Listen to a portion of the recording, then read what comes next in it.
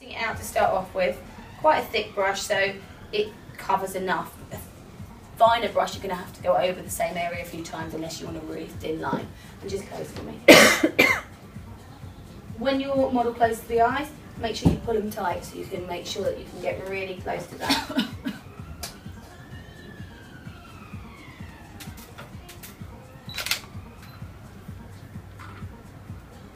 Is she closing her eyes or is she just Completely closed now for me? They were half closed.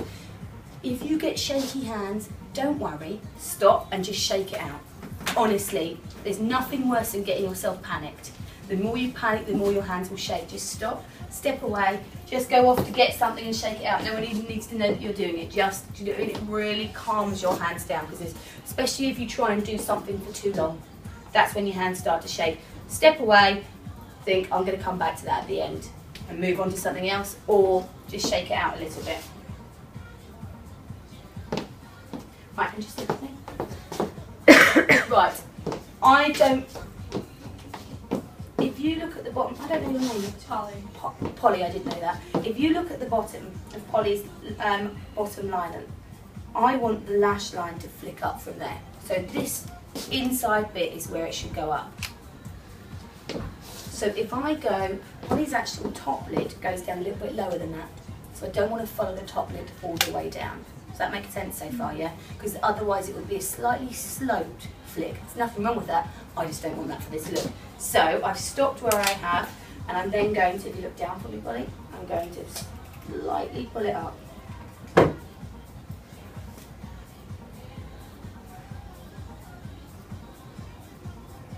And then go back on myself. Just open for me. So that's giving me a nice flick. Enough for Polly, actually. I wouldn't go any further out than that. Really subtle. And just close for me.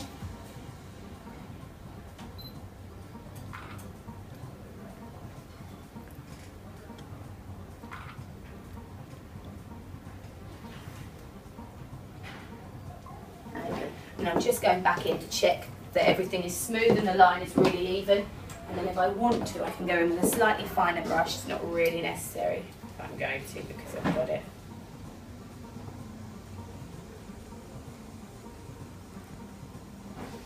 And if you just close me, I'm just going to pull that out a little bit.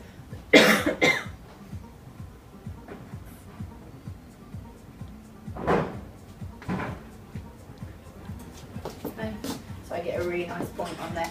You can go in a little bit more as well. But that's a super quick liner. Stacey's going to show you on the other side how she does it, which is completely different to how I do it. Hers is I just do it, but that's just the way I've always done it. Pull the lip up slightly with my finger. I rest my baby finger on the chin and I do feather motions. Stacey will show you how she does it because it's very different to me. I think it's I don't know how I do it. You know when you think... I think you rest on your hand. Or is that Sam? I think I do the same as Sam. Yeah, and I think she does that. Yeah. And rests on her hand, which is really comfortable to do as well. So I do it this way because I like to make the lips a little bit fuller. Yeah. So by doing it that way and working round, you're opening the lip up. If you do it that way, you're closing the lip down, so you're losing a bit of the lip. So you should always go upwards. If you're wanting a fuller lip, if you're wanting a 20s lip, you'd probably go the other way. 20s lip is much smaller. We're going to do mirrors anyway, so don't worry. A full lip, you'd go round because you're opening the whole lip up. You're seeing a whole lot more. That'd be mean that you said I would lift my lips up on that.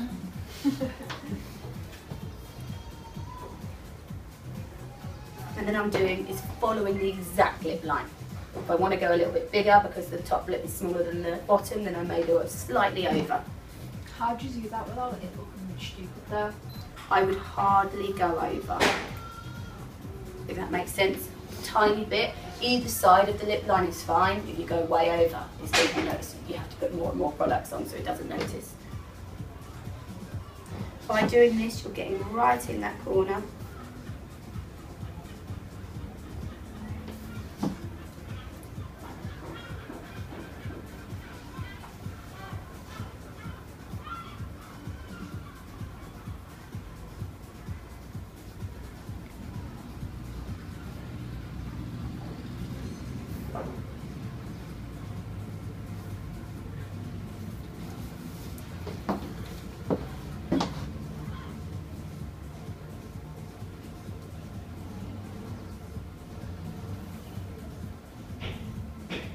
And then again with the bottom.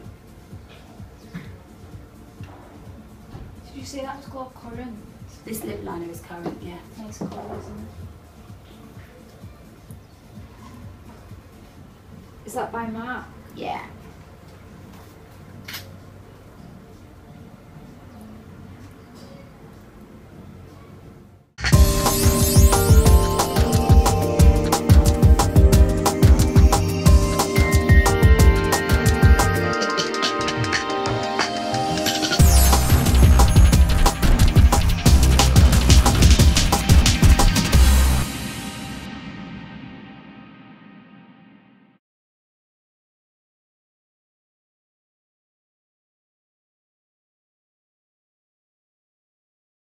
Radiant finish. That's nice. Do you not do any sort of trial for the bridesmaids at all?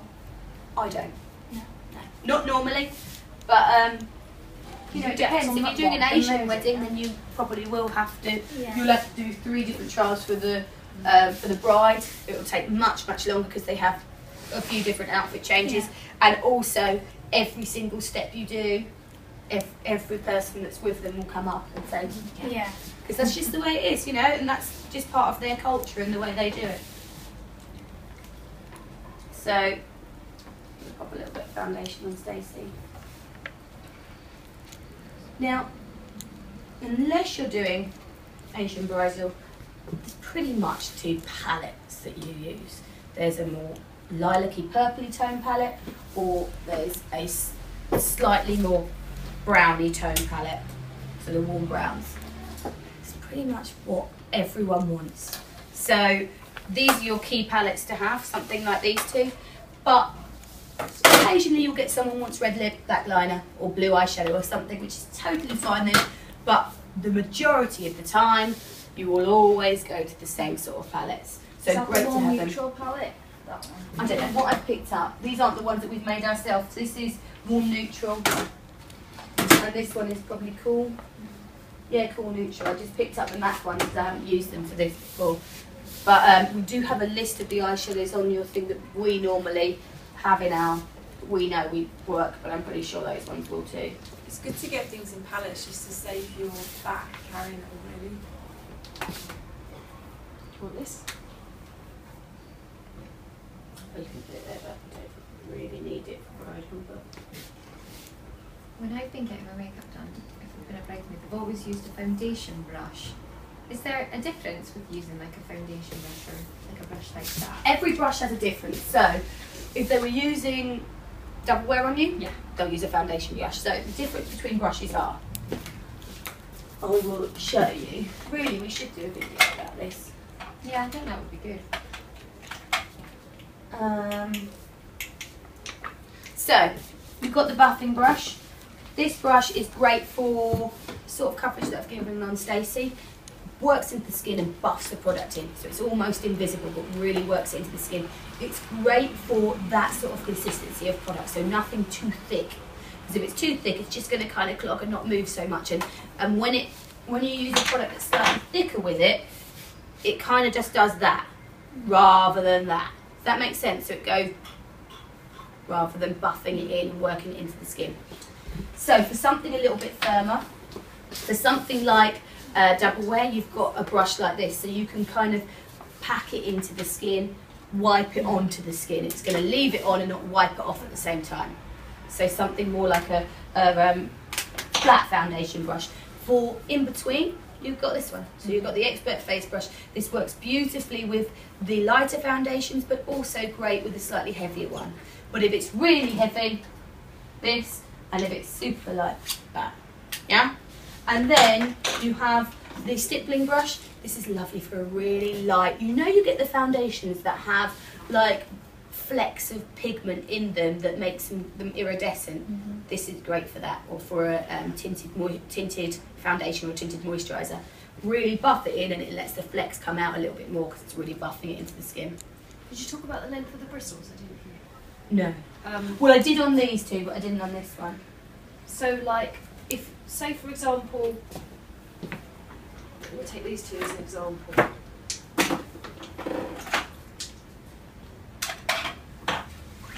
So, the longer the bristle, the less product it's going to apply to the face. Okay? And the shorter the bristle, the more product it's going to pick up and therefore apply to the face. So, therefore, if you're using a really dense, bright eyeshadow and you want it dense on the eyelid, you're going to go for a shorter brush that's quite tightly packed. You wouldn't use something longer like that because you're not going to get the same press on the lid. Okay? So when you want something light and soft, like a colour wash, you're going to go for something fluffy and widespread like that. When you want a nice soft blush on the cheek, you're going to go for something longer and quite soft. When you want something dense on the cheek, or you're using a cream blusher, which is going to require a much denser application, you're going to go for something much more densely packed. And they're exactly the questions that we don't know why we do stuff. So when you ask, it's like, I don't know why. So they're the I want to exact do on bridal, so that's why I ask a million questions. Yeah, no, so that's I good. can only apologise.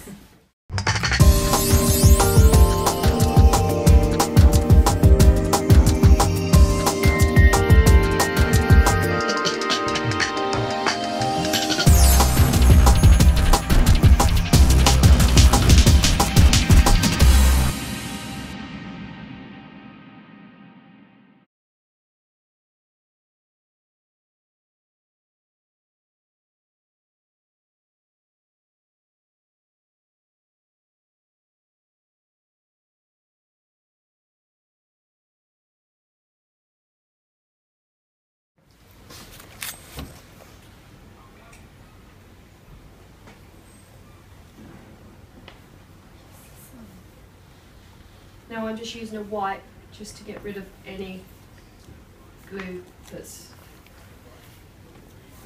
kind of not on the hairs, if you like.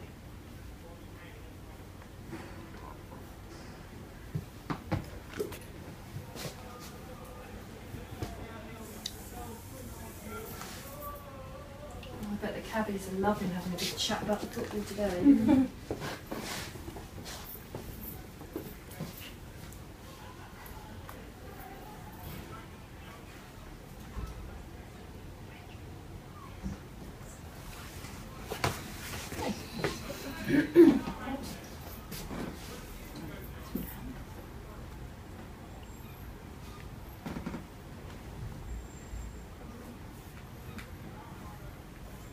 I'm just taking the time to get this off because, like, we often use the ends of the tweezers as spatulas because they don't get lost, but spatulas for some reason.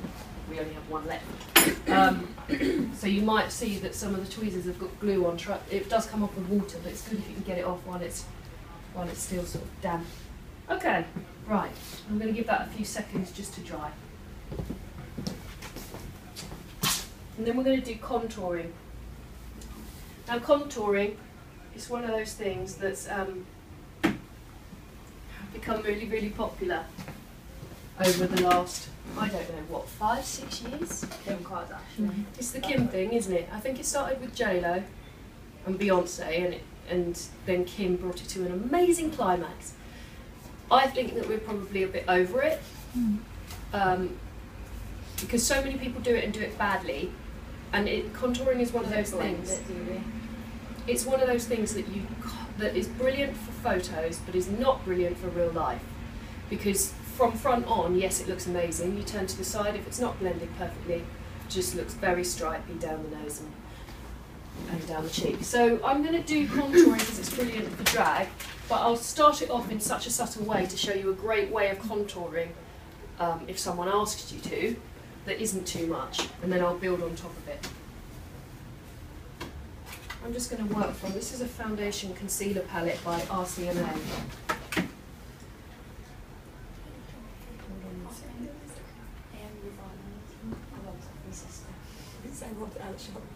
Oh no, I meant it. I just get a discount. What's that? She said like a jumper. She said I robbed it off my sister, so I thought you said you robbed it or out of the shop. No, I don't steal, I just try and get a discount. I did get a discount off them lashes yesterday though.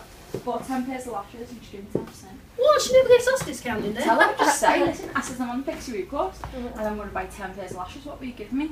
She said 10%, so I said alright then, it's £2 off. Free pair of lashes, isn't it? Yeah, well £2 better than my sausage egg muffin, isn't it?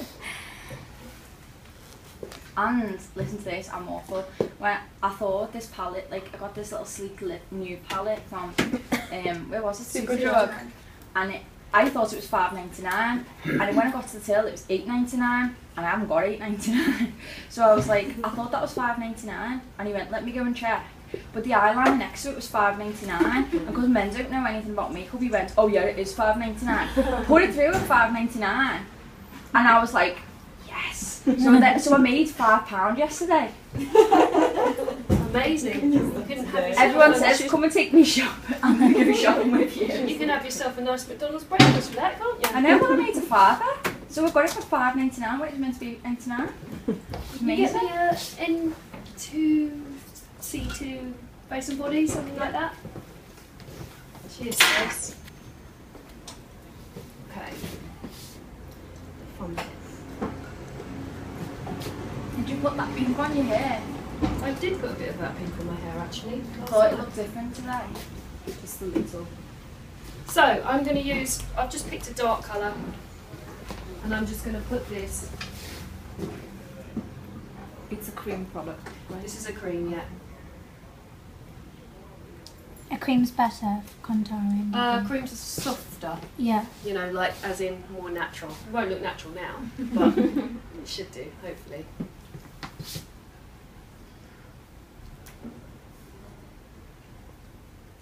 I'll do the contouring on both sides so you can see over there.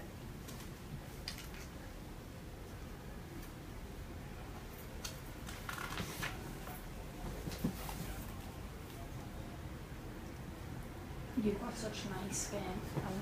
Beautiful, isn't it?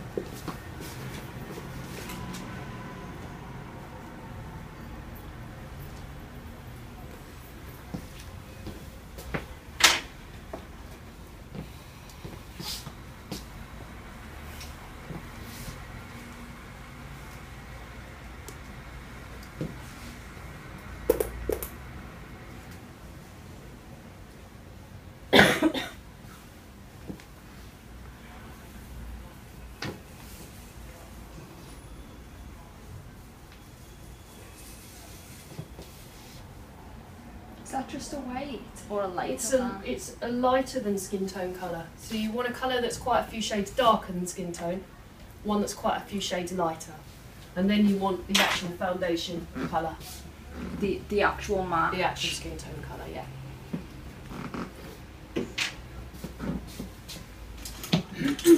And you'll need quite a few brushes, clear ones.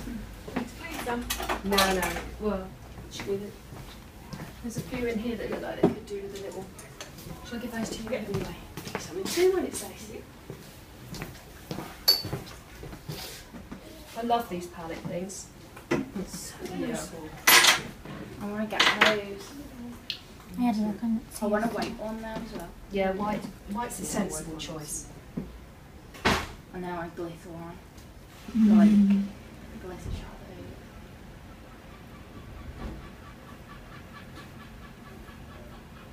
Which brush are you using there? This is a contour brush. I tend to, when I'm doing contouring, I tend to go for the contour brush for the reason that it's quite small, so I can work in quite small areas. Right. And you have to be quite careful with this because you only want to blend it quite localised. Yeah. Okay.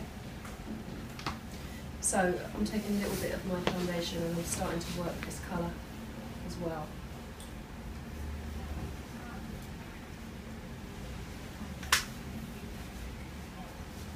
So you use foundation on the brush as well? Yeah. It's windy today.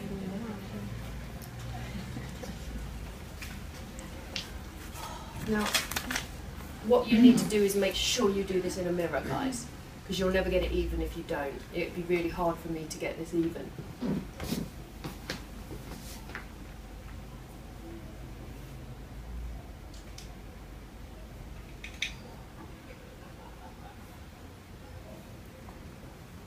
So we're blending upwards with this cheek, not downwards, okay? Otherwise you'll just end up with really kind of muddy looking cheeks.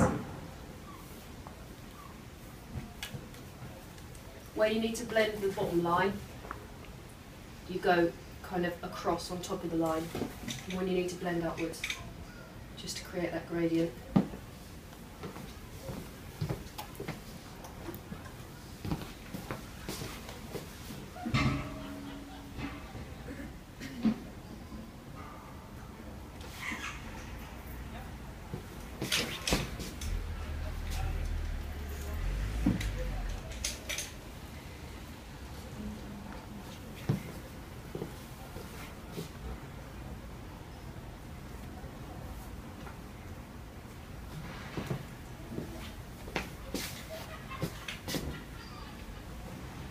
Does it depend on face shape where you put? Absolutely it does. Where you put like the lighter bits and things? Yeah, I think if someone has like... Right, so most models have kind of heart shape or oval shaped faces. You don't generally need to contour on a model because they have such strong cheekbones and face shape anyway. That's why they're models. The only time you really contour on them is if you want to make it even more structured, yeah? If you did that on a normal person, they'd look ridiculous. Yeah. So it's all about subtle on real people. I think it's very, very hard to take what we see on models and translate it into real life. Yeah. Because it looks good on them because of the faces they have. Yeah. So generally, I don't do this on people, but if they really, really want it, I'll look at what That's they all have we on their seem to face. want. And so if they have a very long face, we don't want to contour in here and make the face narrower. We're going to use dark colour along the forehead here, just to create that. We might put highlight across here. Yeah. You know what I mean? To Yeah. widen these points. If someone has a very, very round face, then we're going to use our contour here. So like make it look a bit thinner. Exactly. If someone had, say, a very, very pointy chin and like a heart-shaped face, so a wider forehead, you might shade the forehead here and here to balance it. It's all about balancing, really. Yeah. You just got to make sure that you look at your model and decide what they need. Where you think. I mean, after a while, it just becomes second nature to just go, yeah, okay, I'll pop a little bit of shading in the cheek there, that's fine. But you wouldn't really have to do all of this. I'm just showing you everything. That's where I live. That's all they seem to do. Like. But isn't that why everyone looks the same? Yeah. Like that's all everyone wants. Like, they go, oh, can you contour my face? Because it's like new there, but it's not new. Yeah. But like. That's what I mean. They just do it in the same places on every single person's face, so it's not to suit their face shape, if you know what I mean. Yeah.